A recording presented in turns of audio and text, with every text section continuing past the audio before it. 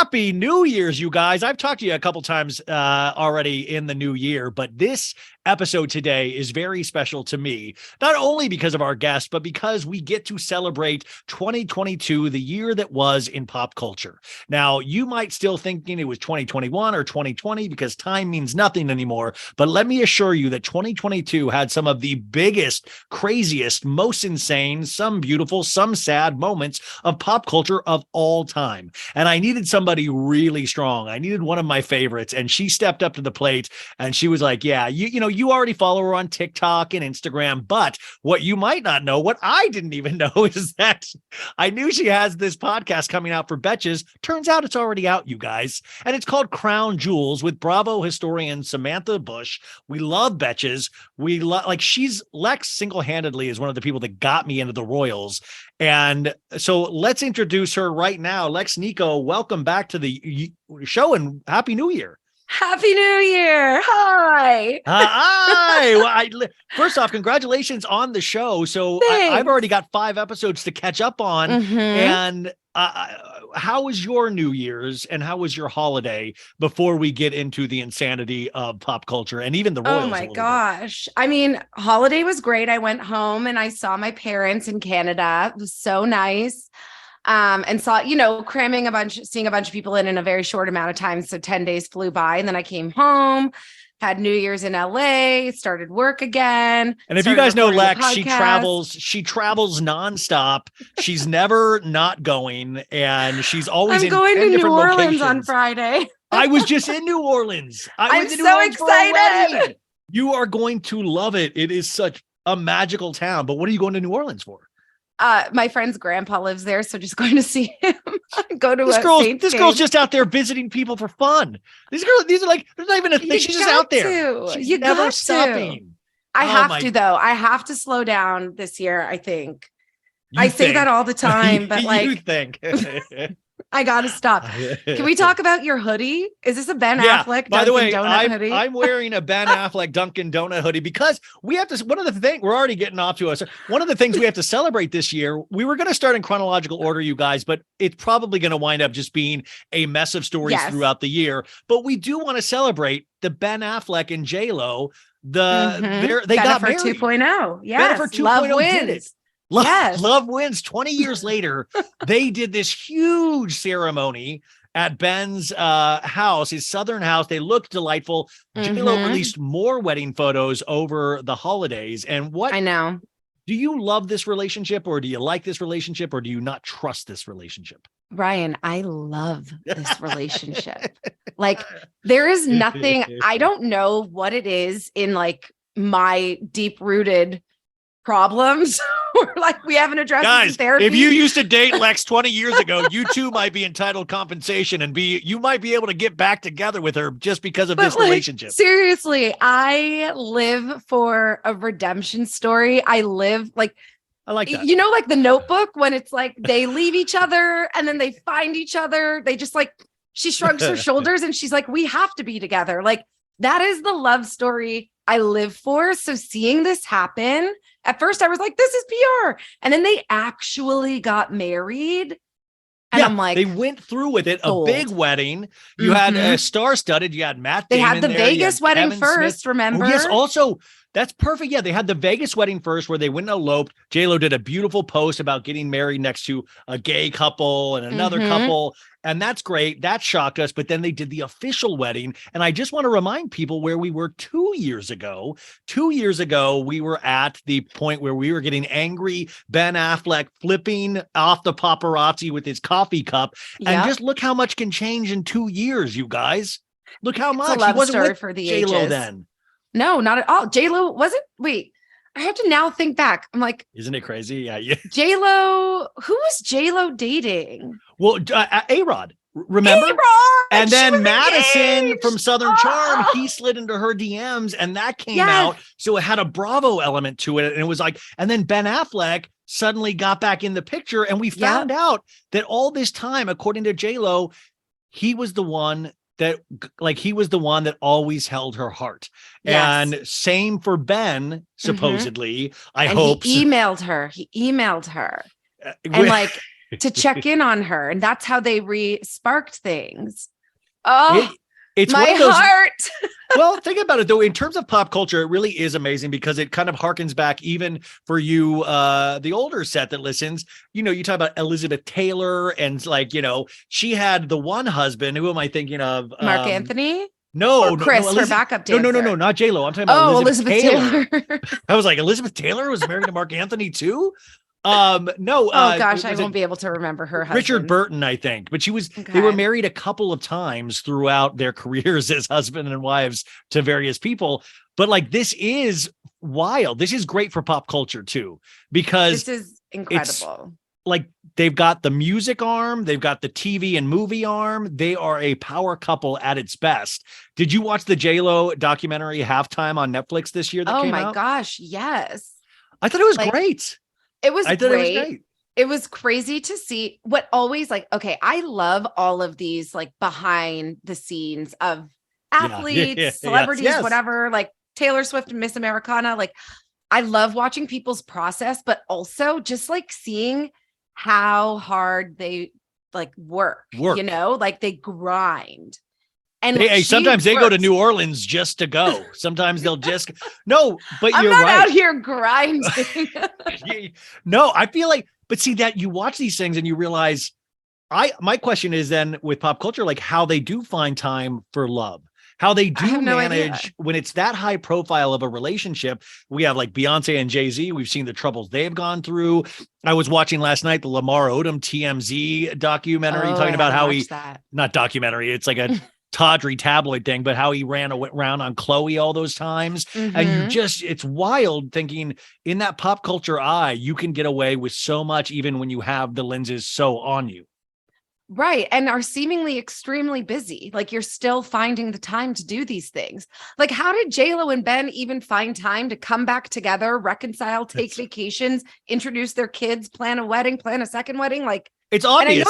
Dunkin' and Donuts coffee fueled all of this. They fueled. But they switched to Starbucks. We're getting Ben with Starbucks now. That kind of upset J-Lo. And by the way, the J-Lo-ification of Ben Affleck is now in round 2 because the first time, just to point out, 20 years ago, I was around studying pop culture as I was a young man, and he was doing the movie Daredevil at the time and stuff. And you have these pictures of pre-gen Ben Affleck and post-gen Ben Affleck, where he got the tan, the fitted suit, the gelled hair. Oh yeah, the gelled hair. That's the biggest memory I have is his hair evolved from Goodwill Hunting Ben to Kindle with dark hair. It's Patrick plastered. Bateman hair. Well, and then what's so great is that now Ben Affleck has kind of leaned into a style that how would you it's not Western wear, but it's kind of it's a little casual bit man. Montana. Yeah, there's a Montana, but I'm not a cowboy. Yes. But also you can tell there still is a J-Lo flair where she's okay, you like this look? I'm going to make you dress this look every day for the rest of your life. Yeah. And we're getting the monochrome, there's still beige tones to his aesthetic now. And I'm oh Lord. No, it's really he's taking off. I will tell you, embarrassingly enough, and I don't really even go out of my house that much, but here we go. I've screenshotted looks of Ben Affleck. If I ever get my dream body, which is probably Ben Affleck's, I would dress more like Ben Affleck. I've actually screenshotted Ben Affleck's looks. I'm not ashamed to say that. I'm going to make you a Pinterest board of all of his looks so that you can resource them anytime. That's the best use. That actually is a great idea. And I'm on day 3 now of giving up Diet Coke for the year. Oh you guys. My gosh. How are you doing? I've lost all will to live. Nothing seems real anymore. My love has left me. Did you make any resolutions for 2023? Or you seem like somebody that would make resolutions. I have, and I did a vision board with my girlfriend on December 31st, on New Year's Eve during the day. But really, my main thing is to just focus more. Like you said, I can be easily distracted by a trip or two. And I say yes to so many things. And I'm I need to just focus more. You've already said yes to this. Too late, Lex, by the way. But but everything's so exciting. Like, to say, yeah, I say yes to everything too, but it's like, I genuinely Yes. love so many things. Me too. I remember a time when I wasn't asked to do anything. So if you're ever asked to do something, it's like sometimes it's a great honor, but sometimes it's like you're putting in your 10,000 hours to make yourself better at this, Exactly. whatever we call what we're doing. And I love saying yes. Plot Girl Summer was implemented this year. Wait, Lex, that's what I was going to ask. Is that a 2022 Lex or was that 2021 Lex? That was 2022. So what is this year? She created Plot Girl Summer, which we've talked about on this show many times. But what will 2023 slogan be? I don't know. Will it be? I don't think anything could top that. Say yes to the best. No. I'm not going to come up with it right now. Well, you know what? I'll put my marketing cap on after I take my podcast cap off and get back to you. Okay, so we got Ben Affleck and J-Lo, the huge story of the year. That's a good one. Now, this was a shocking one.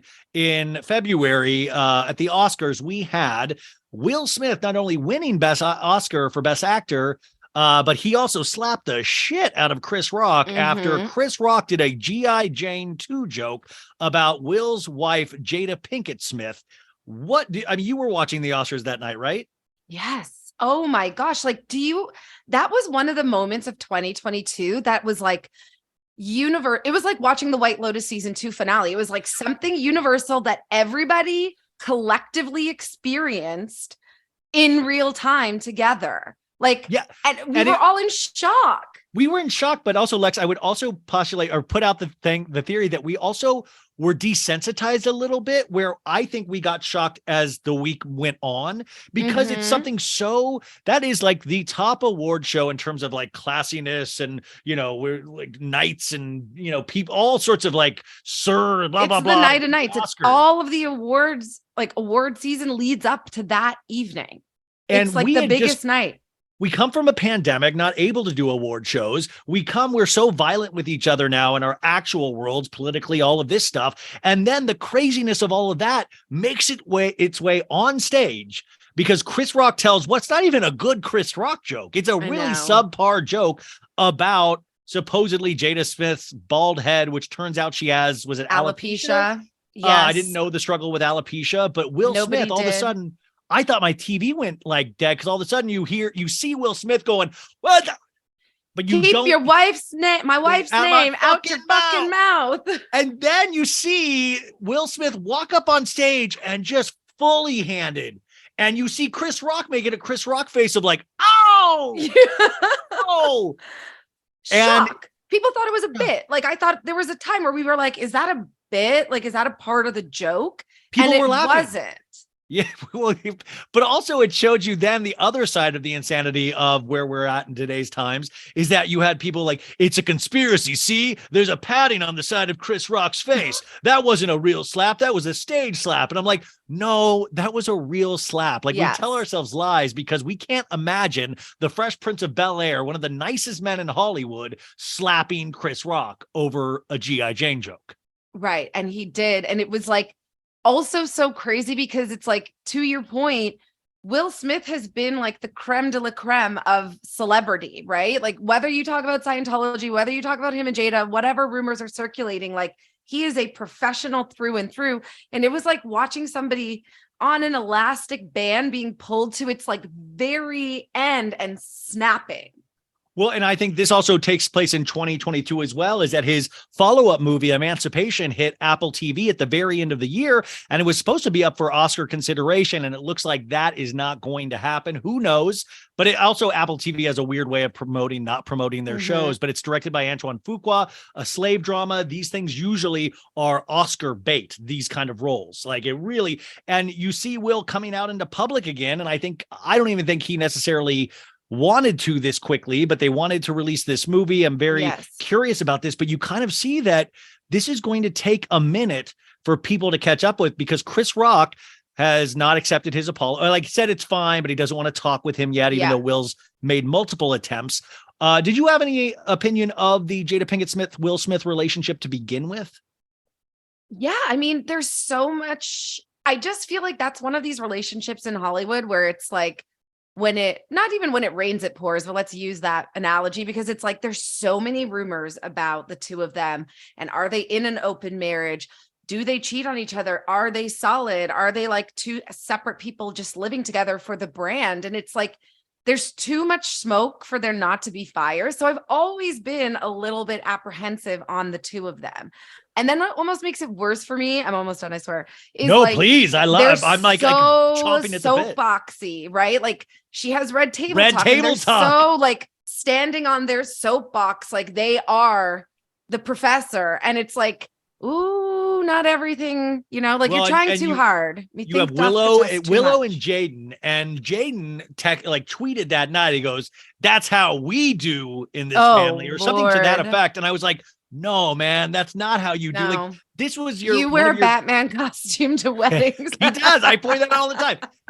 I've said that many times on this show. Jaden wore a professional all white Batman suit to Kim and Kanye's wedding. And I think that's probably why they didn't last. That's a bad omen at all times. Yeah. But Jaden, this was the proudest moment of Will Smith's life when he wanted it. He wanted to win Best Actor. Oh, we knew it was coming. Well, if you follow Will Smith's acting career, it shows what hard work and perseveration really can achieve. Because if you remember those first couple episodes of Fresh Prince of Bel-Air, they actually make fun of him because you can see him lip reading the other characters' dialogue. Like he wouldn't be able to, he would there's moments where he's pointed out, he's like, yeah, I'm saying Uncle Phil's line right there. And you can see him mouthing it because he would just memorize everything because he was so nervous. And then you saw him slowly getting better and better, and then it kind of exploded into films with Men in Black and Independence Day, and then what a respected actor, all the while being known as one of the nicer actors in Hollywood, a la Tom Hanks. But then Jada is an interesting one because extremely talented, but you always get this sense that she doesn't like Will Smith. Yes. Yet she's married to Will Smith. There's something bizarre there. But is that me against women saying that? Does that make me you're looking at their relationship? It's not about her as an individual. It's you're saying it doesn't appear like she really likes her husband. Yeah, and it's interesting. She brought him on Red Table Talk multiple times in the past where she's made him cry, but she made him do Red Table Talk about this as well over this. And we've been dealing with this since February of this past year. So it'll be interesting to see what's to come. Listen, Hollywood loves a comeback story. I just think this was such a weird occurrence that I also don't know how it will affect Oscars to come. I think it's deflated Oscars as a brand and almost makes it how I'm curious how you put on another Oscars at this point. Yeah. I mean, I think now, well, first of all, he's disinvited for a couple of years from the Oscars, I believe. Yeah. But this came on coming off of, they had just recovered from the entanglement. Remember the entanglement? Guys, she's referring to August Alsina, who this was the year before actually wrote a song called Entanglement about being in a relationship with Jada Pinkett Smith. I believe August has since then come out as bisexual. I could be wrong about that. I don't want to out anybody, but I believe he came out this past year. But yeah, it was known that Jada had strayed. From maybe their it was marriage. An open relationship. Well, the rumor with him and Margot Robbie, right? Yes. And so I'm saying all of this swirl was happening. They just recovered from entanglement, and then Chris Rock insults his wife. And at that particular moment, he decided on the largest stage of his whole life. When you're about to win an award. Yeah. By the way, he still had to wait an hour more, but until he won the award, you guys. So you had people like Tyler Perry. You had people luminaries of TV, of film, pulling him to the side, going pull it together. Are you okay? And at the same time, people are trying to make sure Chris Rock's okay. Now it is just wild that this happened, and that's why it's one of those biggest moments, not of just this year, but I think will go down as one of the biggest moments of pop culture in the last 100 years. Yeah, because you'll feel this reverberate from now on, and it shows you also, I think, in a weird way, how movies coming back from the pandemic, and we'll talk about this in 2022, is that we really haven't been able to find our footing about getting back into the movie theaters unless you're a blue man like Avatar or a Marvel movie. Black Panther 2. Or Black Panther. But even that, these movies are supposedly not doing as well as they used to, but it almost then paints this as well, are movies dangerous? Are these people to look up to?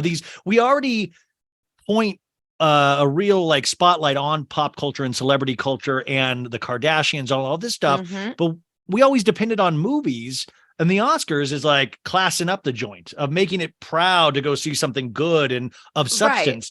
But now we watch everything from our beds. Yes. And now it's just like, it's almost like we would obviously put these celebrities and actors and movies and content on a pedestal. You go to the theater to see it. Oh my God, these are Oscar worthy. I need to go see it before the Oscars. And now it's kind of like, well, I'll just wait for it to come out on my couch at home. And like, do I really care to go see Babylon for 3 hours? No. And reviews always like, they're calling Babylon, which just came out, a stinker, which is like, who knows if it is, but we take those first like reactions. Yes. I have to say, I love Black Panther. I still have not gotten a chance to see Wakanda Forever. And I feel guilty about that. But at the same time, I'm pretty sure Disney Plus will probably have it in the next couple of weeks because the release windows now have gotten so short because they're trying to make the most amount of money in the shortest amount of time. We're back in the 70s, you guys, with Steven Spielberg. He created the summer blockbuster with Jaws, and Jaws played for like 7 months in the movie theater. It was still the same with The Godfather. Like these movies ran for years, and now you get like a 2-week window to make your money. It's like you blink and then the movie's out of the theater and you're like, what the hell is happening? Well, speaking of that, somebody that actually did really kind of bring people back to the movie theaters, and he's talking about a comeback story in a way, and somebody that has had a long history with Hollywood is Tom Cruise. Biggest box office of his career with Top Gun Maverick, the sequel to Maverick, where they do another like sexy, not volleyball scene, but a football scene on the beach. Football. How did you like Miles Teller's mustache in this movie? Did you love this movie? Okay, so I am going to go on record to say, before I get into the movie, I think 2023 is really going to be the year of the mustache for men. I'm starting to see I just got rid of my mustache. I got back to the beard. I just had a mustache, and you're saying now it's the year? I think it's going to make a very strong comeback. You have Top Gun, you have like Yellowstone, all of these different influences. I swear, like the mustache is coming back. Mark my words, people. Guys, it's Lex, it's not Plot Girl Summer. It's going to be Year of the Mustache. She's going to really confuse. See, this is my slogan for you start growing yours out and I'll get mine back. And let's just really meet in the middle somewhere. But this movie, Tom Cruise, to his credit, I know, Scientology and, but he's part of Hollywood history for so many reasons. But this guy bet on himself. This film was finished close to 3 years ago, and he held it. Paramount Plus wanted to release it over the pandemic on their streaming service. And Tom said, no, I refuse. That's part of my contract. You will release this in the movie theater. And I remember going, dumb move, Tom. Everybody's watching streaming, and this movie probably sucks. Turns out it didn't suck. Turns out it was amazing. It was really good. And it was kind of this weirdly inspirational for the times we're in.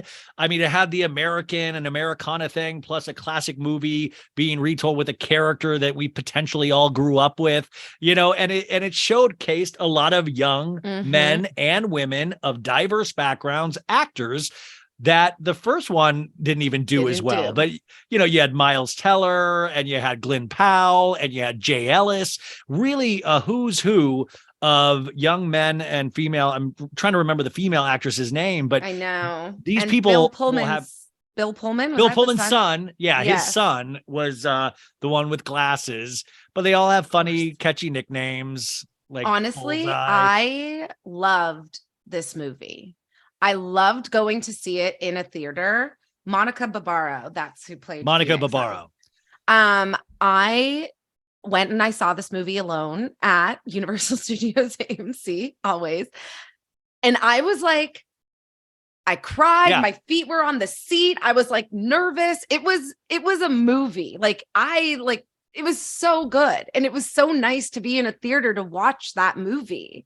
And I think there's something to be said about celebrity and pop culture where I'm trying to divorce myself about my opinions on Scientology, you guys, but you cannot argue that we have also grown up with Tom Cruise, just like Will Smith in a way, but even longer. Tom Cruise celebrated his 60th birthday this past year, and this man looks younger than I do.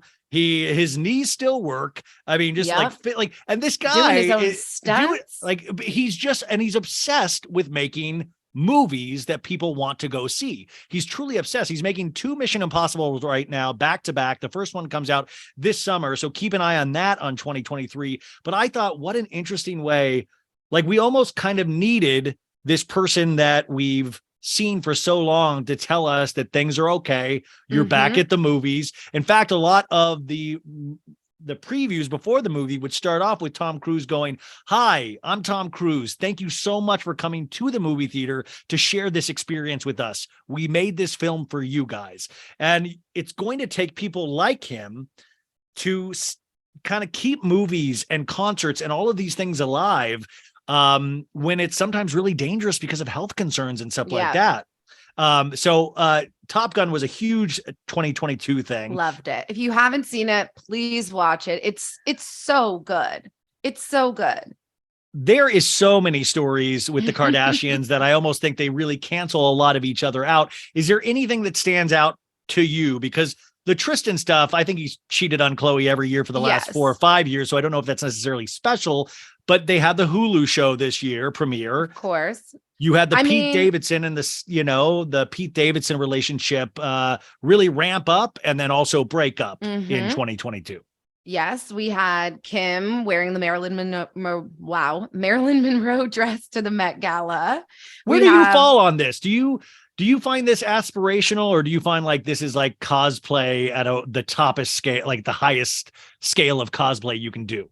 I mean, I am very indifferent to Marilyn Monroe. Like, maybe it's because I'm Canadian. I don't know. Like, I understand she was an icon and everything, but wearing her dress doesn't feel like that symbolic to me. What bothered me the most was her talking about how much weight she lost, and then the gross exposure of like binge junk food that she had in her hotel after. And I feel like I've talked to you about this on the podcast before. She had like the donuts, the pizza guy, and like she's like, and now I have my favorite.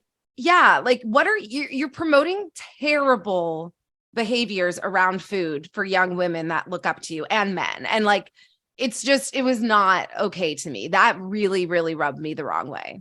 She had a quote in 2022 that kind of like upset me a little bit, in that she compared herself to Christian Bale and actors like Robert De Niro and Tom Hanks, people that do the same thing for movie roles. She's like, well, this was my role. And I'm like, there is a point to be made for that.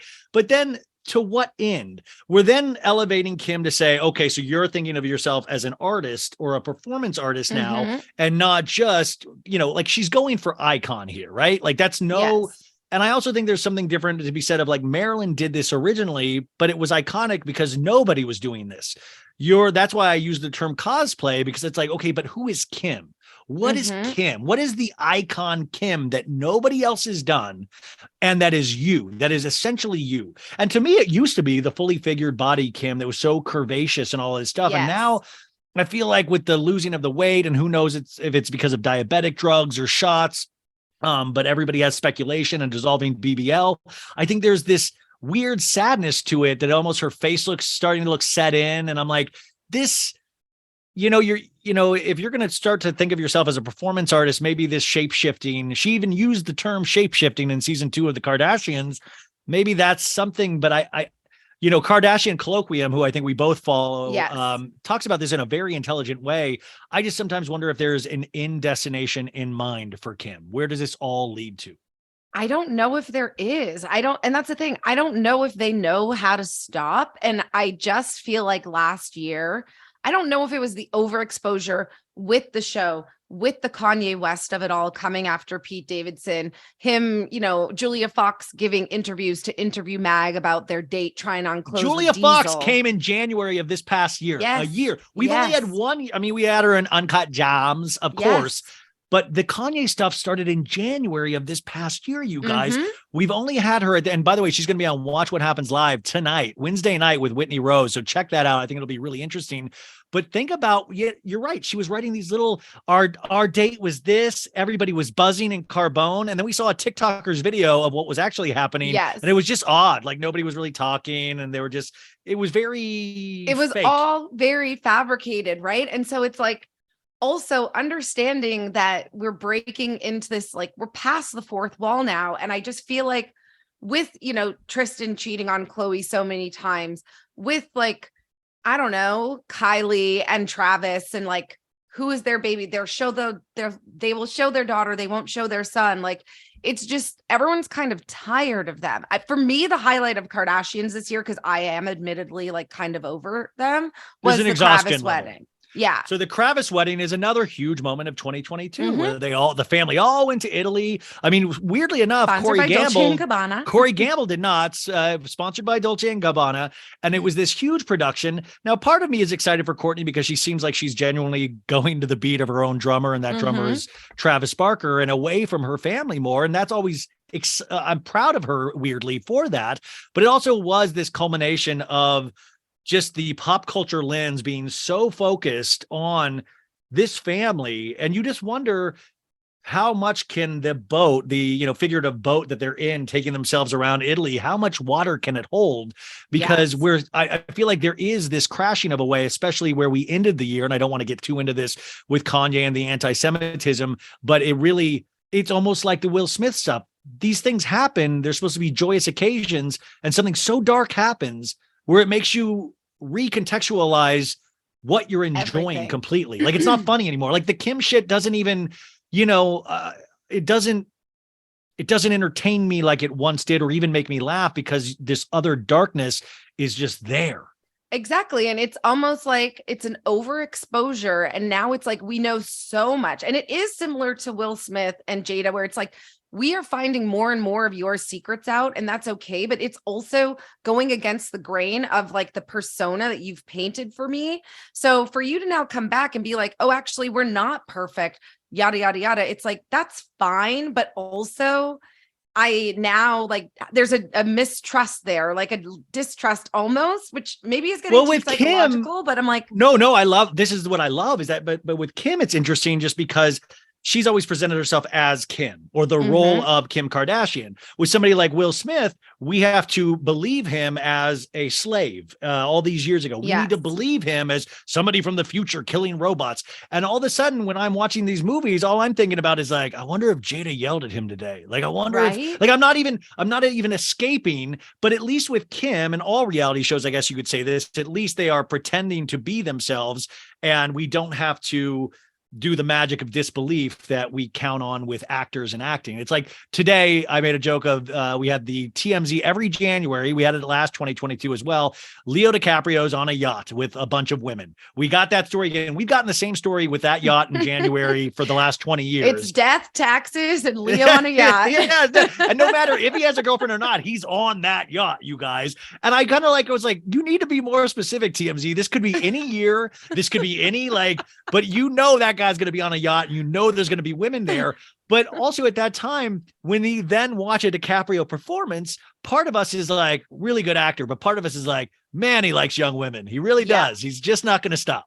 Exactly. And I almost feel like, to bring it back a little bit, like to Ben and Jen 20 years later, like in their original Bennifer 1.0, like their relationship crumbled around the paparazzi and the media. And then we got Geely, which was just like terrible. And it was almost like an embarrassment of riches at that point, where it was like, you were so overexposed that we can't even take you seriously anymore as actors or in real life. And like, there's I think that's what's happening. Yeah, there's something to be said for hiding things, or like, I mean, there's something to be said that we don't know everything. Yeah. Like, in 2022 at the end, supposedly we had the breakup of musician Phoebe Bridgers and actor Paul Mescal from Normal People on Netflix. And supposedly, allegedly, if you follow Demois, Bo Burnham, we've seen this in pictures. She might be dating Bo Burnham right now, or at least people have firsthand accounts of them kissing in public. Now, I've been a huge Phoebe Bridgers fan since her first album, and the song Funeral breaks my heart again and again. And she got engaged to Paul Mescal this year. And then this happens at the end of the year, and it looks like there's a possibility that Bo Burnham left his fiance and she left hers as well. And I'm just like, whoa, because Bo Burnham means a lot to us comedy geeks with his Outside Netflix special and just everything that he directs. He directs so many comedian specials. Gerard Carmichael's special, you guys, I highly recommend, from this year on HBO Max. I'm blanking on the name right now. It's his name actually, but it is so good. And Gerard Carmichael, by the way, is hosting the Golden Globes in a couple weeks. What's that special's name? It was like one of my favorites. Rothaniel. Yeah, you need to watch that. But I know this probably, I don't know if Phoebe Bridgers is your type of music, actually. I'm not sure. Oh my gosh. But a day off in Kyoto. Yeah. Do you have any opinion about this relationship and this breakup? Because it's like an independent musician and an independent actor. I have an opinion on everything, Ryan. Yeah. What's your opinion on this? First of all, I was so devastated when I first saw those rumors on Demois about Bo Burnham and Phoebe. I was like, okay, sure, it's a lookalike. I'm like, there's no way Paul and Phoebe broke up. Yeah. Absolutely devastated because I loved them as a couple. I don't know if you know this sort of joke that circulates around on Twitter that Paul Mescal is our generation's Diana because he always runs around in the little UK shorts. And so he is yes, normal people, but he's, transcended normal people for me, which also, if people have never watched that, they just really should watch that. But I was so upset when they actually started posting photos of Phoebe and Bo, even though I didn't want to believe it. Yeah. On the other side of the coin, I love Bo Burnham and I love Phoebe still. So I think it's such a cool couple again, but can I truly be happy for them? And his fiance is the female director that directed Hustlers that J-Lo got that was supposed to get an Oscar nomination for, but didn't. And she's an amazing film director. And also, so it's one of those things though, that you respect. I mean, I respect Bo Burnham. I respect Phoebe Bridgers. I respect Paul but there's part of one of those things that sometimes relationships you'll find in pop culture can either bring people to the next level, like Pete Davidson in a way. They kind of raised each other up. And Pete now is in a different stratosphere with women just completely, or it can hurt them. And I wonder what because this is one of those things where I'm like, damn, are they bad people? You almost have this weird thought. It's almost like, and I would love to get the Royals in on this conversation and plug your podcast, because this is very Royals to me, of dirty relationships and behind the back cheating. And I watched the Harry and Meghan Netflix, was it 6 parts in December of 2022. Do you think this relationship helps or hurts them? And do you think they even care because they just really like each other and they don't care what anybody thinks? I don't think that they care. And I think that maybe to the mainstream, it might appear like it would hurt them, but I don't think it's going to hurt any of them. I don't think Bo Burnham, I feel like Bo Burnham is untouchable in a sense of judgment from mainstream media because his whole brand is rejecting it. And Phoebe Bridgers is an artist. She has her fans. She's Lana Del Rey-esque energy where they're going to follow her But forever. she brought all her fans into this relationship and they all loved her with Paul. And I noticed that even because, listen, I have a crush on Phoebe Bridgers. So I was always fuck Paul Mescal, man. And now I'm kind of poor Paul. I need Paul back. I know. I think it's going to do wonders for Paul, to be honest. I think he's going to come out winning. Did you see that story today with Angelina Jolie in TMZ? Yes, where they were just dinner. But they just showed the two of them, but there was actually a daughter and another gentleman there. It didn't look like a date, but I think they were trying to put it out there as a date. We also had in 2022 the rumor of Angelina Jolie with The Weeknd, which doesn't seem to be going anywhere. But in terms of the Royals, to go over there, what would you term 2022 in the year of the Royals? And how have you been approaching that with the podcast? Do you go back decades and go through, or how do you and Sam put this podcast together every week. What is it, like current news stories? Yeah. So right now, like we've really been focused on current stories because there has been so much with the docuseries, with the Queen's It's like passing. Kardashian-esque. It's Yes, like Kardashian-esque. there's so much circulating in the British monarchy and that kind of news that we've wanted to, there's things that we weren't able to touch on because there was so much. And then what we're trying to do now is incorporate, like, even over the holidays, we did a deep dive on season 5 of The Crown, which is like the 90s Diana and Charles era. But, you know, even his name is Dodie. His name is Dodie. And we will call him Dodie. But we are kind of going back now and doing some mini deep dives like we recorded today. And we talk about how, okay, Harry's book is coming out next week. Spare. Like there's a couple of royal families in Denmark who the Queen has now taken away the title from her son in like an interesting twist that, you know, could be thought about, implemented for Prince Andrew, but that's not happening. Like, and so we go into the history of like abdication and what it means to step down or remove people's titles and kind of go back through history on that. And then we will obviously cover the big topics. Like we'll definitely, I've pre-ordered the book. I'm waiting for my Amazon. Gonna learn to read just for this. No, but it's one of those things. Michelle and learn to read. Jonathan Groff, where are you? I think this is such a brilliant idea for a show because you could be a one-stop shop for every, like, it's like something that I don't really touch, but I am starting to get more and more fascinated being into pop culture. You kind of can't ignore the royals. And this Harry and Meghan stuff. Like, it really is interesting. I watched the Oprah interview during the pandemic, which was in 2021, I believe. And it really was like, wow, I didn't realize all this story. And then watching the Netflix special, just on like first look, it kind of was like, I don't know, like I didn't dislike, I walked away going, well, they're definitely in love. Like they're really in love. Like I do, I believe it 100%. But I also believe, like, also, I thought it's so complicated. And I was watching that 60 Minutes interview with Anderson Cooper and about the book. And I was like, you know, talking about him wanting his brother and his dad back. And I was like, well, this probably ain't going to be the way to do it, is talking with Anderson about it. But at the same time, it's so complicated because his mom was Diana and what he watched her go through. Of course, he would compare Meghan to Diana. Of course. Oh my gosh, I know. And so that's where it gets really complicated, Ryan, because it's like you can argue pros and cons for every single scenario within this family. And what's so fascinating about the royals, and what I did really find interesting in seeing more of Harry versus like Meghan, you know, I'm always going to adore Meghan, and no matter what she does, I'll have my judgments, but I'll also like love her. But like to see Harry come out and speak to the institution and like just how far back these rules and regulations go. Like, again, we talked about on the podcast today, King Edward, who is Queen Elizabeth's uncle, who abdicated the throne to marry a twice divorced American actress. Sounds familiar. That was 1936. Like he was not even allowed to become king or have this random woman step in and be queen or queen consort. So like to even have Charles and Camilla now come in and be queen consort and acting as queen, like it's evolved, but in as much as it's evolved, it hasn't. Do you think that it can survive another 100 years?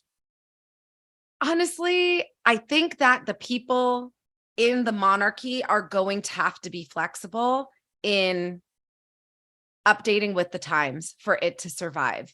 I think they're going to have to get comfortable more with titles, more on titles and less on maybe taxpayer dollars. I think they're going to have to get comfortable in like redefining what they represent and how they show up in service of, you know, their country. I think it's going to have to be a lot of evolution. And you see King Charles trying to start to do that now, but like, I think for the British royals, it's going to be tough. And like you said, there's just what Harry and Meghan have done that is so interesting is like, they have just said like, no more behind closed doors.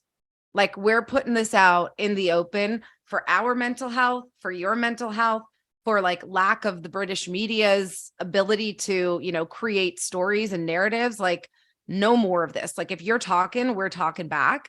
And I think that's going to be tough, but I also think it could be a huge asset. It is. I just think there's something about wanting to escape. And this is why you've got to subscribe to this pod. And it comes out, you said every Thursday, right? Every Thursday. Yeah. Because this is, to me, fascinating. Because then when you bring this idea in of escaping this, all these traditions and these like all of this ruling, but then you still want to be in the public eye, or you still need to be in the public eye to make money. That's where I think some of the weird feelings come into play, because it's one thing if you're just escaping to live a quiet, secluded life with your family in the woods, but you're wanting to be, the Netflix specials and get your coin, get everything that you're worth. But I think sometimes that's where the blowback is. And it's so hard to hear people that, I like Harry and Meghan, but to hear them speak ill of a family member, like the Daily Mail, people, a place where I get my entertainment news morning, noon, and night. And but you see what, like, the Daily Mail, legitimately is a piece of shit. Yes.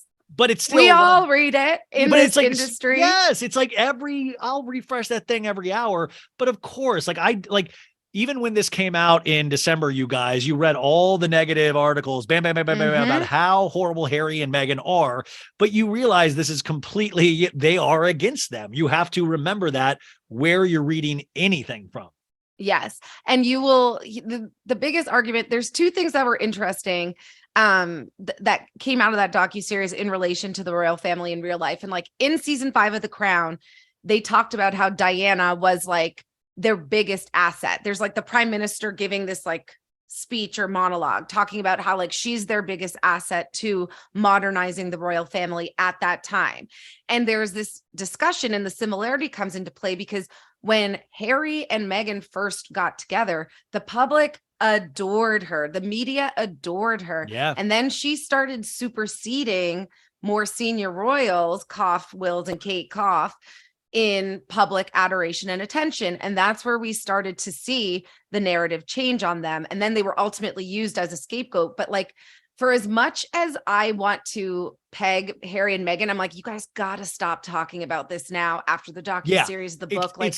What's time to, like, you have a king now. You have a king. Yes. You have a king in waiting. You also have so there is other things to focus on. Will your podcast focus on my number one issue with the royals is that King Charles's big old hamburger helper hands, they're just all swollen up. Do you guys talk about like something's going, like big old sausage fingers, and it looks like the hamburger helper man? I need to look at these pictures. Oh my gosh. You guys have never talked about his hands yet? Not at all. Wait. Just look up I just want to get a real quick facial. Look up Prince Charles' hands. Oh gosh. Are you crapping me? I'm dead serious. Prince Charles' hands. It'll come right up. Yes. It's like a New York City Macy's Day Parade float. It is. They're huge. Like little Vienna sausages. Look at those. That would feed a family of 8 for years. Like that is not. They're like huge phalanges. This is. Well, did I just break news to you? Did I break the Royals news? How do you not know this? I had no idea. This isn't Photoshop. This is real. Wait, look at every photo. They're the same. This is not new. This has been forever. Oh my God. You guys look up Prince Charles' hands or King Charles' hands, whatever you want, but he's got some hand issues. No, this is something else. Okay, moving on, because there's just too much. Okay. This is just a positive one. Rihanna's baby. Are we pro or con Rihanna's baby? We like this baby or no? Pro. Okay. We love this baby. Rihanna's baby. But I also loved that pregnancy announcement. I love that they made it unique and fucking cool. How would you describe that pregnancy announcement?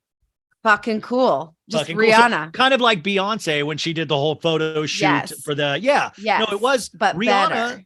And we're oh wow, better. You think it's better than Beyonce's? That is the most Rihanna outfit for the most Rihanna baby announcement for the most Rihanna photo shoot you could have. I fucking loved it. Yeah. Well, 2023 is going to be huge for Rihanna because we see her at the Super Bowl performing in the halftime show, which she had a Wakanda Forever song, which she was like, that was just a very different type of song, you're going to get new music other than that from me. Yes. So I'll be curious to hear that. She also doesn't need us or any of us, or she No. doesn't need to do music. Fenty is a billion-dollar brand. Good for her. But moving on to that, we finally had a new album from Beyonce, Renaissance, which is the and this is the album that everybody celebrates. We're waiting for the tour announcement. We're waiting for the visuals, but she also says this is one of 3 albums that will be part of Renaissance.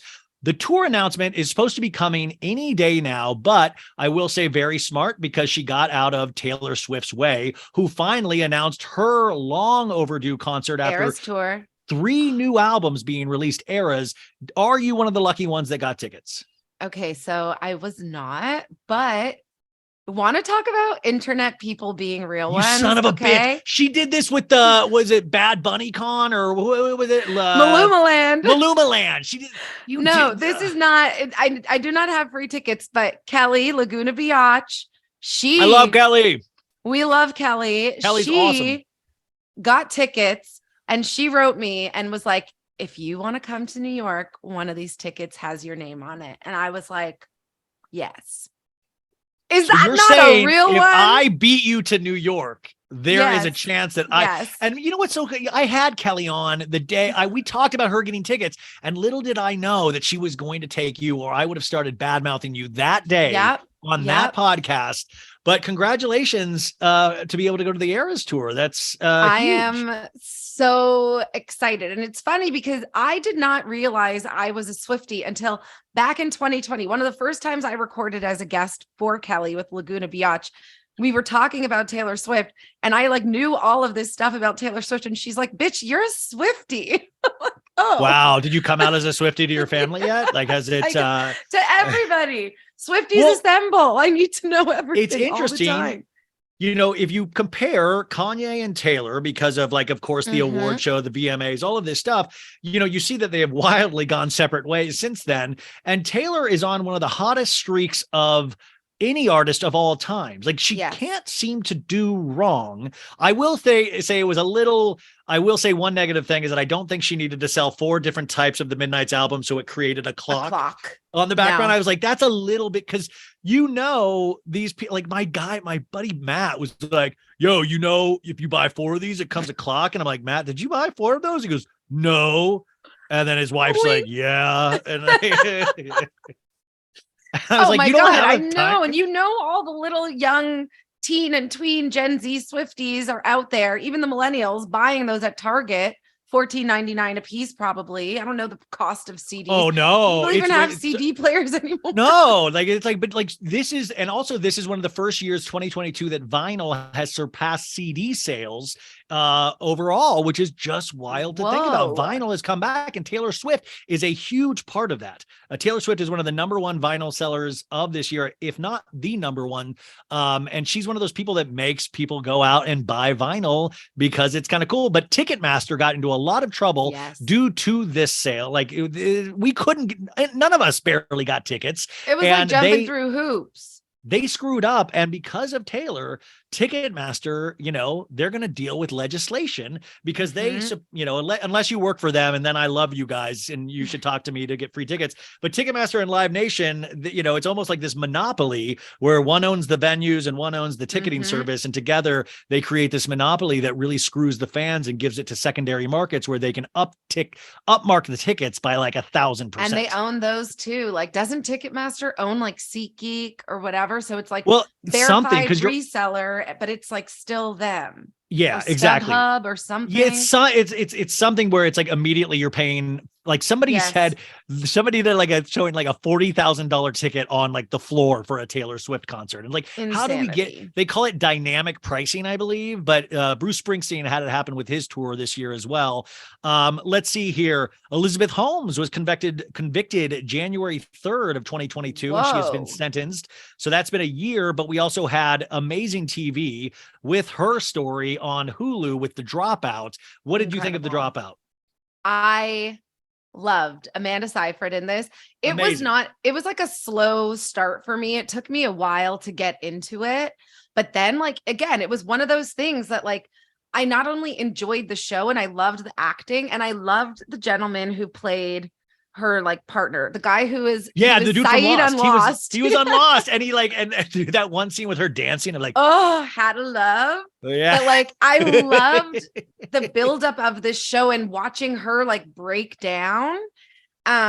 She was so good in it, but it was like a slow burn for me. But then what also made me really enjoy it was the internet discourse around it. Oh, it's one of those things. That's what I love about pop culture and the internet is when we come together to like something, we really do it. We really pull all the stops out. And that's really, you know, things live or die now because of the internet. Obviously, that's not a new statement, but this I would love because it really made this show, Amanda's, what a great performance, but it also made the show really, really insanely popular. So much so that they were doing a movie version of this with Jennifer Lawrence, with Adam McKay, the guy behind Succession, and also an amazing director. And she dropped out of the film because she said, I can't do it better than that. Yeah. And I was like, it made me love Jennifer Lawrence even more than her loving Housewives. I love that too. But I was like, good for her, because like you'd see that role and you're like, oh, we're going to see the movie version of this. We already spent 12 episodes with this version. That's amazing. And I like the self-awareness of J-Law, where she's just like, no, like we've seen it, but also we've seen it well. So I'm out. I'm not going to try and do this. I think that's so powerful. That's such a cool thing. And usually this, I think, shows that things are moving in a really good direction for women, especially where they are making these moves and like going, I'm not going to compete against another woman like that. No, it doesn't need to be done.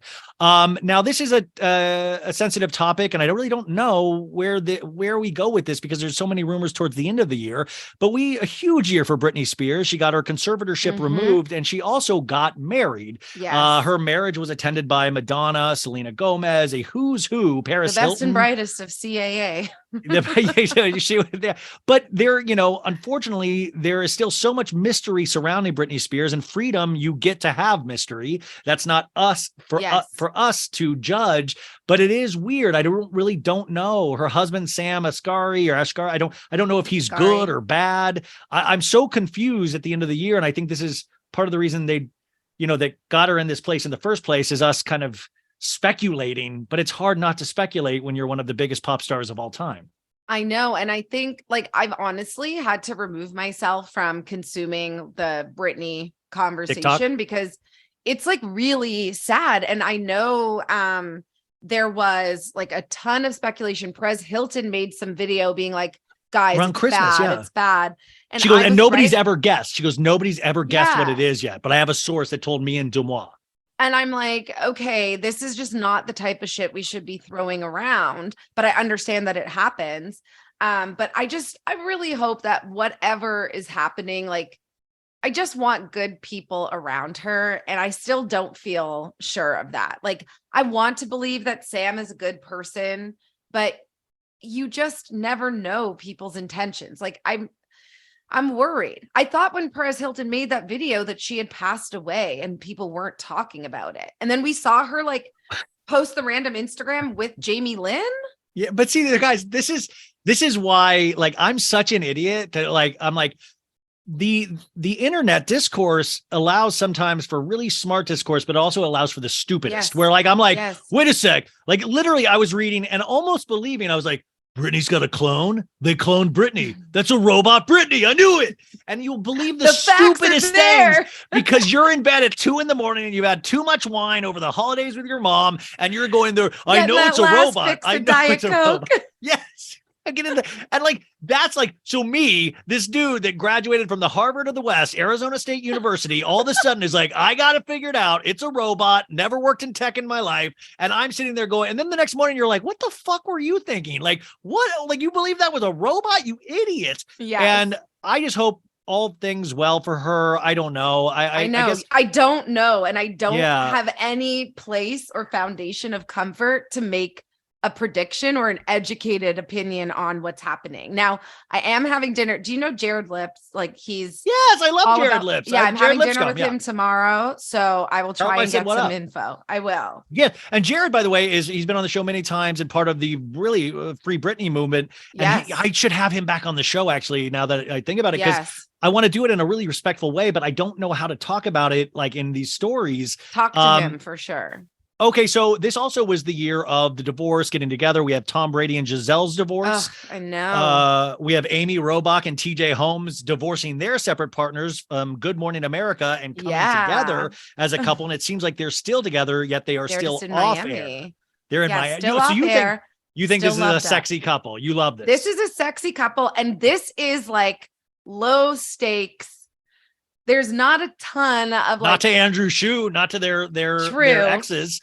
But like, this is just your standard affair. Okay. There's no misogyny. There's no like racism. There's no sexism, like anti-Semitism. Like, it was just your clean cut affair. Yes. Yeah. By the way, it almost is your purebred affair. It's like, there's not the Balenciaga child abuse. This is just an affair. This is just people cheating on their spouses. Yes. People cheating on their spouse. Yes. They're two good-looking people. Of marriage. Two good-looking people on air. And I'm like, let them back on air. I want to see them flirty. I want to see them mad at each other. I want to see, it'll make me tune in to see if they like each other that day or not, you know? Yeah, I want more. I want them back. We also had the relationship that lasted most of the year with Don't Worry Darling's Olivia Wilde, director, and this guy, Harry Styles, that used to be in a boy band, and now I think he has a solo career. I'm not sure. I think so. They were in this movie that she directed, Don't Worry Darling, where we had the reception at Cannes, where supposedly Florence Pugh, that's the star of that movie, is not talking to Olivia Wilde or Harry Styles. It was very odd. They didn't acknowledge each other as a couple there. Very professional. But then we got the breakup. They broke up before 2023. Your thoughts? I mean, okay, wait, it was Venice Film Fest, right? Venice Film. I'm sorry. Spitgate, Venice Film. Everything. Venice Film. Yeah, where he might have spit on Chris Pine. Chris Pine disassociated during the press tour. Florence Pugh, Miss Flo, walked in her beautiful Valentino purple. Okay, my thoughts.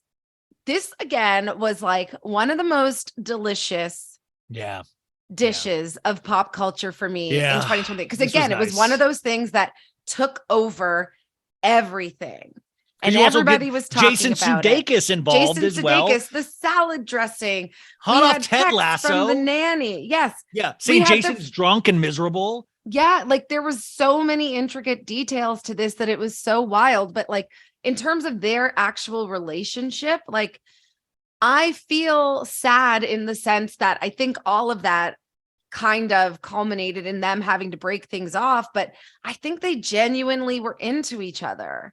Like, I don't think this was really listen, together. She's given her secret salad recipe, making it, and then taking it from her house with Jason, who allegedly they might have potentially lied about, like where she said she was in a COVID bubble directing the movie and then went off and was hooking up with Harry. Yeah. Even though they said they were already broken up, maybe they weren't. It was alleged in these text messages, and Jason Sudeikis laid down in front of her car to get her from leaving. Has any guy ever laid down in front of a car for you? No, come over. That's by 2023, you guys, the year of stopping Lex. Car girl summer. That's right. We're going to figure it out. We only got like 20 more minutes, but we got to figure it out before we stop this. Okay. So that was a huge story. I don't know. Do we speculate on who Harry Styles will date next? And where does Olivia Wilde go from here? And where does Jason Sudeikis go from here? Like, I feel like Olivia and Jason are in the dust and Harry's like a superstar. So it could be anybody. I mean, I actually beg to differ. I don't know what is in her salad dressing or in her shampoo, but like Olivia Wilde, you've married an Italian prince. You've dated I forgot about Ted that. Lasso and Harry Styles. Like, girl, you're on the OC. You are the Pete Davidson of female celebrities, in my opinion. Olivia Wilde's got the biggest vagina out there. Yes, just like BVE. Pete's got the biggest dong out there. Like she's got something. She's got something. Her salad dressing brings all the boys to the yard. Maybe a girl. Maybe Olivia Wilde. Maybe. I don't know. I don't know if that's her business, but I think Harry's going to be fine. Oh, I think Harry's going to be more than fine. Is going to date next. That's such a good question. I thought Kim Kardashian, just because I don't think it anymore, but for a second I was like, Emily Ratajkowski, when that happened with Pete Davidson before the new year, I was like, damn, he just threw down hard. Like, and not in terms of fame, but it's just in terms of what she represents to somebody like Kim Kardashian. So I was like, Kim needs to think outside the box. If she goes another rapper, we won't give a shit. If she goes with a sports player, we won't give a shit. If she goes with a politician, maybe, but we hate politics. But if she would be able to pull Harry Styles, a younger man, he likes older women, she pulls that. And people were like, well, no, he dated Kendall once. And I'm like, Kim don't care. Kim doesn't care if he dated Kendall. That would have really been something. But I think the time has passed. I was thinking Kim could date Michael B. Jordan. Oh, I would love that. Because the Lori Harvey breakup happened this year with Michael B. Jordan, and that could get them both that have been dumped by their respective exes together. They could come together and create a new partnership. I love, like, my visuals just went to like the two of them frolicking in the beach somewhere in Turks and Caicos, and like their wet, half naked bodies. Chris Jenner saying, "Hey, Michael, what's going on? Michael, what's going on?" Him smoking a cigar. Like, wow, I am so here for that coupling. I thought of that today, and I was like, this was really great. Okay, the Johnny Depp Amber Heard trial, which is another really dark time for pop culture. The ruling was against Amber Heard, and she has since settled for $1 million through her insurance company, I believe, releasing a statement saying, this does not admit my guilt, but I realize I will not, I do not believe in the justice system anymore, and I just want to get this over with and back to whatever life I have left. Now, this is really hard because, this trial was so pop culture obsessive, and we really turned against each other, and shows how much we fight against each other still, but also the gender politics gets into play too. Yeah. Did you have a lot of really, really strong opinions, or did you steer away from this year? I steered away from opinions on this because I didn't know a ton of the history. But again, what I found so interesting was like I was turning the TV on, watching this on YouTube while I was working every single day. I was watching like Talk of Shame, all of her recaps, her lives. Like, I was invested in terms of trying to understand the he said, she said of it all. And I feel like we haven't had a trial like that. Like my mom was saying since like OJ Simpson, if you will, like, where completely. It like captured the generation. Like, we would morning, noon, and night be watching this. And also it shows you when movies actually really meant something. Johnny Depp made a lot of them that really, really stuck in people's hearts and minds. And, we want people to be our heroes. It's like the Will Smith and stuff. So when you hear even those text messages, because you heard bad things from both sides, I know. But also that saying it's confusing. And especially as we ended the year with 2022 of Megan Thee Stallion winning in her court case against Tory Lanez going to jail. And, I was talking on the podcast this week is that, his one of his voice recordings from Megan's assistant got released, pretty much admitting that he did this. And we still put Megan Thee Stallion through all this social media bullshit, all of this. And it's, it doesn't seem like there was a lot of winners in that relationship, but it was really wild, the discourse around it. And I think like with Johnny and Amber Heard, that's the thing. It's like there were no winners in that scenario. And like, they really tried to vilify him in the beginning. And then through a lot of this testimony, they were vilifying her. And like, again, both of them were in the wrong many, many times in like recapping all of that stuff. And then again, to your point of men and women, it's like, we were objectifying his lawyer and like being like, oh my God, she's so beautiful, they should date. And we're romanticizing them as a couple. Like, oh, I know. Yeah. And it's just like so insane. Camille, we made stars out of lawyers. Camille Vasquez, our ability in 2022, I think really highlighted who will make celebrities of anybody these days. Yes. We will make you that you're sleeping with each other. We're even doing it with lawyers. We're making lawyers heroes. Yes. You guys, we went from reality stars to lawyers because it's another thing that they're on TV, so they must be famous. But the whole thing kind of left me with this insanely bad taste in my mouth. And I'm a white dude. Like, if it leaves a bad taste in my mouth, imagine what it leaves for you guys. Real bad. Like for like women out there. And I'm not saying Amber Heard is completely innocent of it obviously in those texts, of course. But the behavior on both sides, it just seems abhorrent for so many reasons. But it is interesting also our court system, how that has now just so been in our pop culture eye. I think, it's just like pop culture doesn't end at celebrity anymore. We now go into law, we go into crime, we go into the royals. It's all going to up. Sports. It's fair play now. Yeah. Mm-hmm. What is sports? What is this sports? We go into of? Think about how many F1 drivers were featured on Demois this year. Think about all of the tennis players. Oh yeah, Think you loved that F1 reality show, didn't you? I remember. And they're coming out with a tennis one is coming out. I think it's next week. Breakpoint. And by the way, you guys, just so you know, we're not touching really reality shows. This one, I will do that as another one. I would invite Lex back, but I've already killed her with this. But there is a whole separate reality show of 2022 as well. As we start winding down, I got to hit you with a big one. Adam Levine's leaked DMs. Adam Levine, this love has taken its toll. Somebody with California tattooed over their belly. This man's DMs get released from an Instagram model that he says, hey, we're both hot. We should hook up. And his wife, this Bahati, this Victoria's Secret model who's pregnant currently with his next child. They've been married for a while. What was your take on this whole thing? Because it just was so cringe after cringe.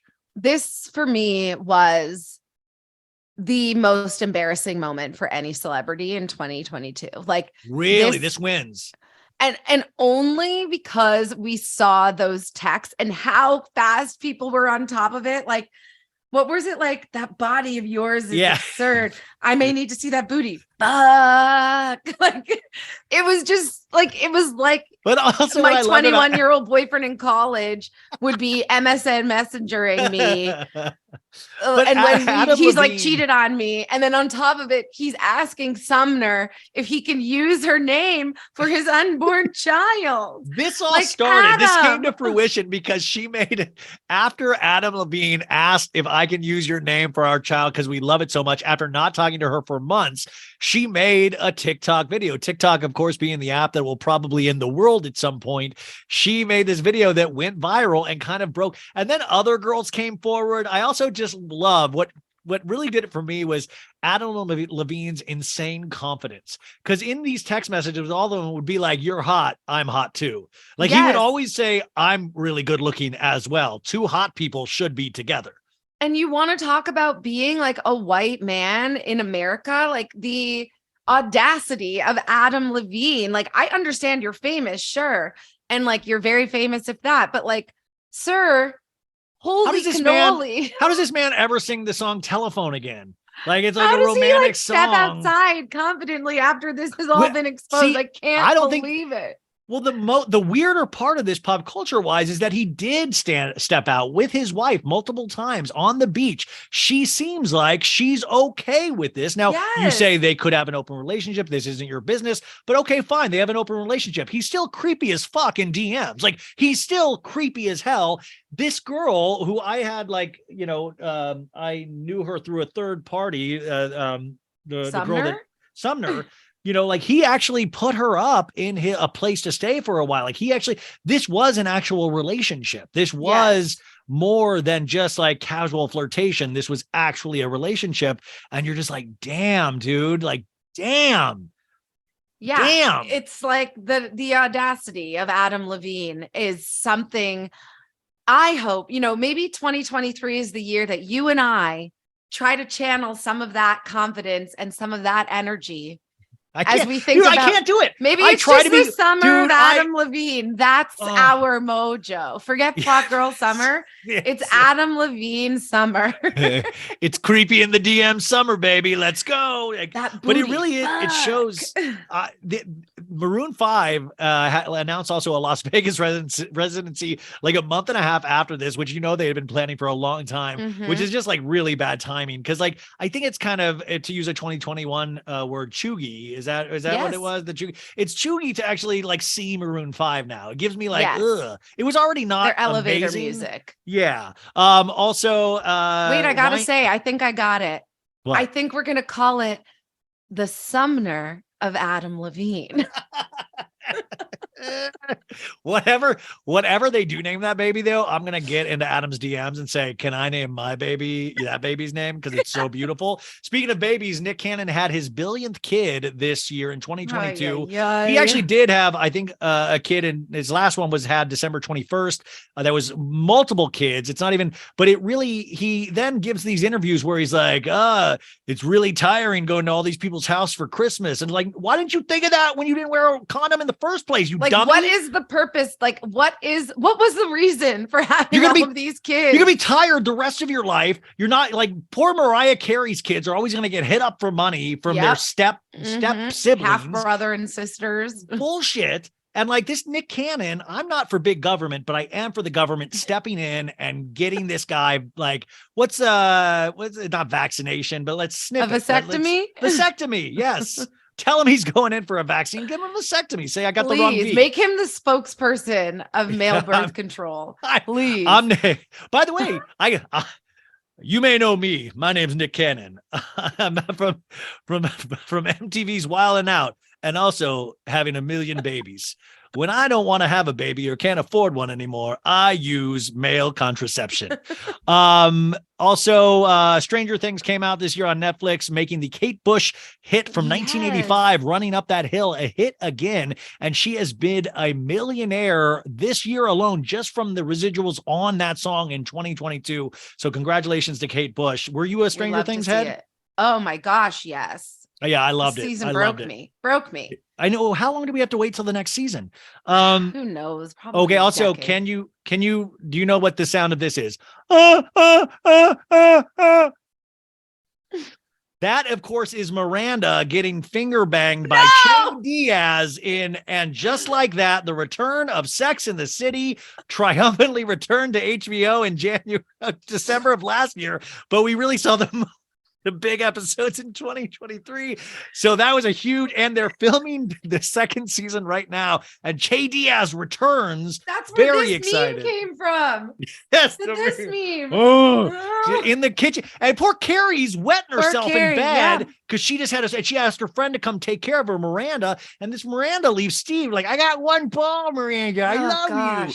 And it's just, what did you think of it just like that? Okay. Real talk, I didn't finish it. Oh shit. I will try to finish it as the second season looms, but there was so much change that like I had a hard time adjusting to all of these new characters, and like you can't you need to judge it kind of by itself and not compare it to the original series, and that's what it's so hard. Boring, though. And I already saw in the second season, I saw them filming People magazine had a paparazzi photo of one of the side characters, I think her Iranian friend, who was gorgeous, but she was being mugged in daylight. And I'm like, oh no, they're going to do post-pandemic muggings daylight for like watches and purses. Cause they handled like every issue. They handled trans, they handled and they handled them well, but they put them all in one season. So it's so hard for a show that we love so much to carry the weight of all of these social issues. When we originally, it was like, we wanted Sam to be like, I got banged 6 ways from Sunday last night, It was like extremely, what's so interesting is it Darren Star? Like, it was extremely woke and just like that, almost to the point where it was like too woke. And then we got Emily in Paris, which is like, so fluffy. And I'm like, what's the happy middle, Darren? The happy middle is The Happy Middle is Dahmer on Netflix. We actually made Dahmer one of the most streamed shows of 2022. I'm not joking. And I found it like so upsetting because I could only get like 2.5 episodes in. I couldn't watch it. It was so dark. And we made that one of the #1 streaming shows, so much so that they're going to do another one. And of course, coming on the heels of the Idaho murder, you start thinking like, please just leave this alone, Ryan Murphy. I don't want to watch this kind of darkness when it comes. Let's not make these people celebrities like we did Johnny Depp's lawyers. So Ezra Miller, also a lot of drama with Ezra Miller this year. We'll see if The Flash actually ever comes out, but big shakeups over at DC. They're going in a completely different direction with all of their superhero movies. But the Ezra Miller thing, why do they fire Superman and all that? But Ezra, who they have been arrested so many times in Hawaii in different locations, so many really weird stories came out about them.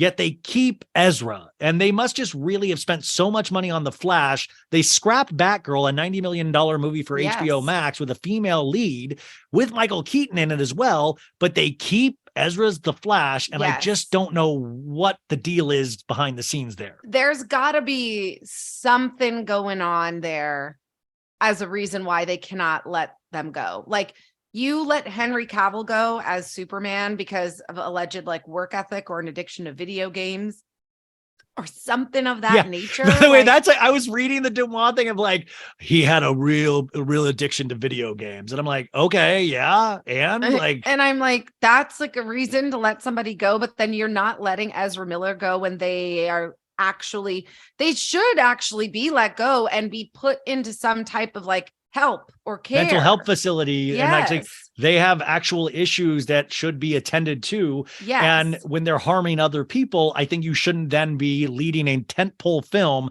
just because it costs $200 million to make. Vet your actors better. Like, it's like same with reality shows. Vet your Jen Shaw's better. Like, it shouldn't come to a point where we're watching somebody get sentenced on January 6th where it comes this far because you should have done your due diligence. You want drama, but you don't want this kind of drama, I would think. Yeah. How much buckle fat have you had removed this year, Lex, as we wind? We're so almost out of time, but buckle fat, have we had any removed yet? No, I like my chipmunk cheeks right where they are, round face, but I will tell you, I have like an issue with like my jaw clenching when I sleep. One of those jaw excuses. So I have to get massive amounts of so I did last week. I got my boobs enlarged and it's helped me I got Botox in for TMJ. masseter.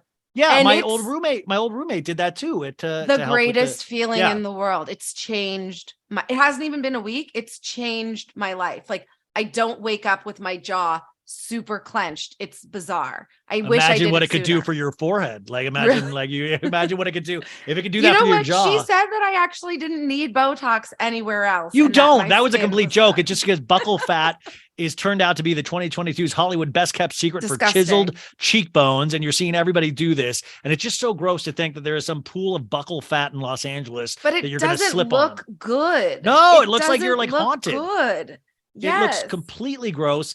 Bella Hadid walks runway in a sprayed-on dress, which is a big pop culture moment in terms of fashion. Of course, Balenciaga, that is a whole mess that I don't want to get into, but it is interesting. We'll see what happens in 2023 with them as a fashion house, but I don't think there's any place for, call me crazy, but I knew right away that shouldn't have been a campaign with kids holding teddy bears in harnesses. Like, seriously, these fashion houses, it takes one collection for people to forget. Like, again, let's look at Dolce & Gabbana as an example. The entire Kravis wedding basically sponsored by them. That's so true. People and they forget all of the history of their, Will Smith is counting on it. Yeah. Yes. Did you have, and finally, Ned from the Try Guys? The Try Guys had a cheating scandal. The Try Guys are a popular YouTube group that I was not even aware of until there was a cheating scandal with Ned. There's a guy named Ned, and these guys turned out to be one of the biggest stars of YouTube. And there was a cheating scandal because he was making videos with his wife, and they're the Try Guys. They try things, and they're all fun. And there's like a gay one. There's like a straight one. They're all like, they're all goofy. And it's like, he got caught, Ned, at a Harry Styles concert making out with one of the producers of the Try Guys shows. And that puts that in a whole weird thing. And Ned got fired from the Try Guys. Yeah. And like, I had no idea who the Try Guys were either. And I could not believe my first interaction with their content was them sitting on the couch being like, we do not condone this behavior. We've removed Ned from SNL did a great Yes. Bo and Yang did a great because they were like, we do not approve of. But you know what, in a way, looking back, it's like, okay, well, that's good that you came out that strongly about that. And especially with workplace sexuality and stuff, there's so many things, but it scared me. And this is why I'm leaving. This will be our last one, even though I could keep going on for hours with Lex, is that what scares me is that I didn't even know they were popular, which just goes to show you I'm losing my edge at pop culture. If this is popular, what else is out there? Let me know, you guys, what else is out there? What did we miss? What are you looking forward to in 2023? I'm looking forward to that Barbie movie. I'm looking forward to Taylor Swift. I'm looking forward to Beyonce touring. I'm looking forward to so many things. What are you looking forward to? I'm like, Dune 2. No, but Dune 2, Dune 1, HBO Max. It was like that was during the pandemic too. And they actually made a Dune 2, which is great that they were able to do that, even though it didn't really hit the box office in the actual movie theater experience. So it's great that they're doing Dune 2. No. So, okay. In 2023, what am I looking for? I haven't even thought about this, to be honest. Like, really? Yeah. I mean, I'm looking forward to my TV. So there's like a new show coming out on Peacock. What is the name of it? It's coming out in a few weeks, the end of January. And it's from Ryan Johnson, who wrote and directed Knives Out. Is this the one with Natasha Lyonne? Natasha Lyonne. I'm really looking forward to that. Did you like Glass Onion? I did. It was really fun. It was fun. Again, yeah, to your point of, and just like that in Sex and the City, it was not a sequel. It's it's a different, it's more humorous. It's more like, and I liked it's like, again, play really on where we are. Yeah. I feel like it had a good lens of like how we are all so like up our own ass. Yeah, it was very inside Hollywood in terms of jokes, but what it didn't have was one of your favorites. It didn't have Chris Evans, who was voted sexiest man of 2022. I guess we can leave it here because Chris Evans is your future husband. What did it feel like? What did it feel like? Do you still have the People magazine? Do you have the actual issue? Where do you keep it? Is it in your hope chest or vision board? It's under my bed. No. It's under my pillow. No, I felt so vindicated with our boy Chris Evans becoming poor Chris Evans, people's sexiest man alive. Finally, oh my God, I loved the timing of it with the midterm elections. I was deeply saddened, even though I knew about Alba Baptista, for that to come out and him to say he's never ever been happier. Oh, he has a girlfriend, a young girlfriend. Yes. Yeah. So with the ups come the downs, but happy for him, proud of him. I am looking forward in 2023. I've got my sights set on Andrew Garfield now. Watch out, Andrew. Lex is coming. Whatever Plot Girl Summer turns out to be, it's gonna involve you, Andrew. Like this, Andrew is just such a great actor. I don't think he has I don't think he has the raw sexuality of a Chris Evans. No, but I like that you're expanding your horizon. I like that you're broadening out in terms of who you're attracted to. Lex Niko, the podcast, which you need to go subscribe to right now on Betches. What is the podcast called again? It's called Crown Jewels. And it comes out every Thursday. This is a new show. Listen, Lex and Sam are just such a great pairing. I love both of them. Go rate it 5 stars on Apple Podcasts and Spotify, especially because it's new. Don't think I didn't even know about it. So don't think it doesn't need, we all need to go rush out and support it. I'm going to be subscribing to it right after I get off with Lex and downloading those first 4 episodes. I think the 5th one will get released on Thursday. And I am so excited to do that because I love both of these women. What else is coming up in 2023 for you? Oh my gosh, Ryan, it's the 3rd day.